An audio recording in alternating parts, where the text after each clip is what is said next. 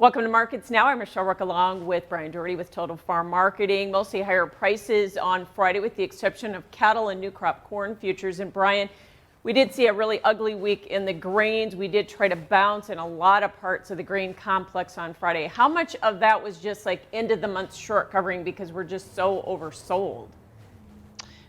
I think a lot of it was. It's an opportunity for somebody who's been short the market the last 2 weeks to really take some good gains out of the market. And once we sold off this morning and the market couldn't punch any lower, it certainly looked like buyers started to come in place. And maybe it's good end user buying opportunity as well, but it's end of month. I think traders looked at it and said, I had a pretty good last week or two, especially of short. I think that was the majority of today. There really wasn't anything on the news front in the weather forecast, anything that I would look toward and say, boy, something really changed. We did see energy prices higher today, so maybe that's a little bit of a tipping point for the grains to stop moving down. But still big weekly losses, corn 30 cents in the front month, 20 in the back months. Good opportunity for end users, but from the producer perspective, still a pretty ugly week. Yeah, and you look at December corn, we took out a lot of areas of support. And so do you see a lot more downside risk on that market or on that contract?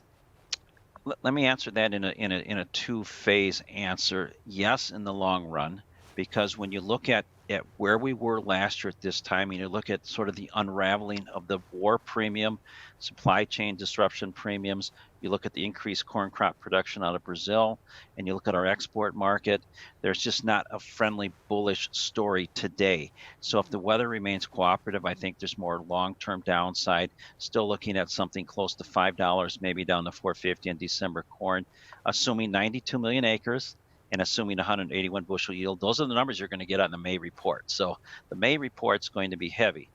Now, whether or not we can increase demand, that remains to be seen, but the big increases have to come from the export market, which has actually been going the wrong way. Weather will tell the short-term story. There'll probably be some weather premium put back in the price as soon as we get a forecast that maybe threatens planting or early growth. Yeah, and that export slowdown you talked about, as well as the China cancellations, really weighed on old crop corn. Do you think we're going to see more China cancellations as they maybe shift over and buy more Brazilian corn? It's possible you could. I'm wondering why they canceled to begin with. There must have been a real sort of economic incentive, or they just, stressful tensions. But I don't think you're going to see, I hope we don't see them cancel all their orders. They still have a need to fill, and we've got it readily available. Brazil is still 6, 8, 10, 12 weeks away before that really getting into the pipeline. Yeah. And that's a big problem if you need corn sooner than later. It's readily available at the port. We just got to pay a little bit more, and that's our problem. We're a little bit overpriced in the world market versus Brazil. And corn got drugged down as well by the lower wheat market. We had new contract lows, I think, in all three exchanges yesterday. A little bounce here today. But do you think we overdid it, especially in HRW wheat, trying to price in here the thoughts that we're going to improve this crop with this rain that we got? Yeah, the rain will certainly help a little somewhere. It's not going to necessarily change the course of the crop. It'll help some, but when I say we, the marketplace has been so beat up.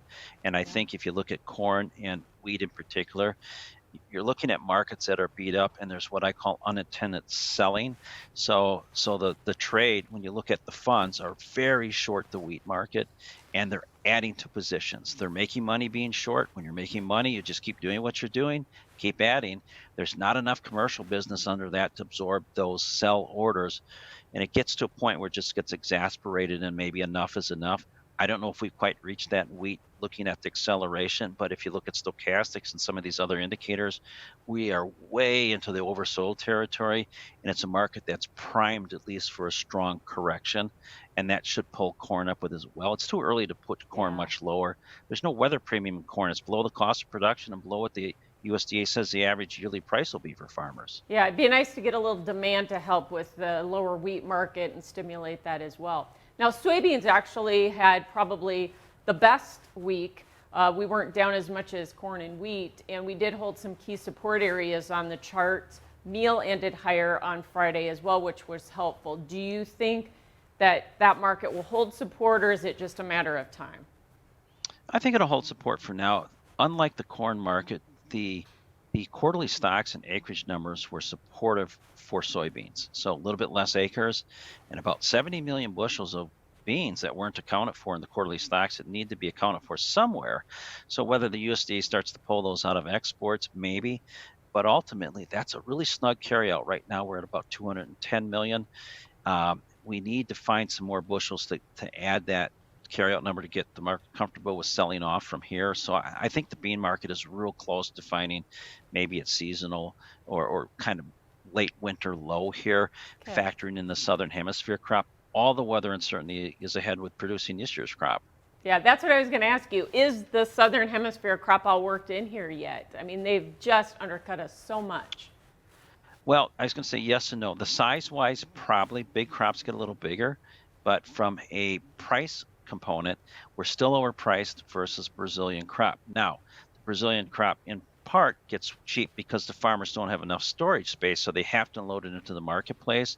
Once it looks like they have enough storage, my bet is the farmer becomes real stingy, and we actually saw evidence of that this week where prices internally began to turn upward for soybeans, telling us farmers selling has slowed or maybe stopped.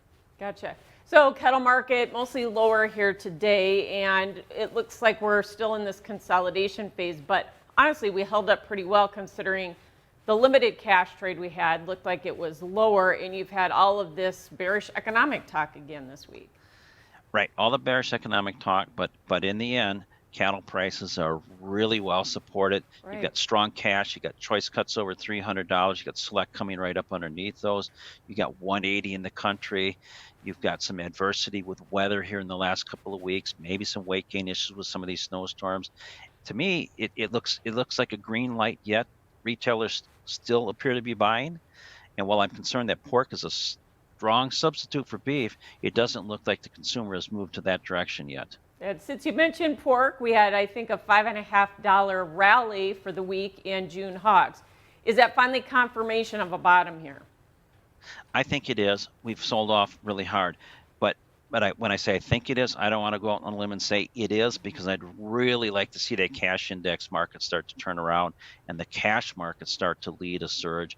The board got way ahead of the cash all late fall and winter, and it kind of paid the price with some pretty hefty sell-offs. But it sure looks like both are a little bit in sync now. The board will lead for summer months higher, but it looks like the cash market has found its bottom and trying to move higher. And so I'm leaning very much so toward believing that we've seen our low in the hogs. Okay, we still got big premiums in those back months though yet, so.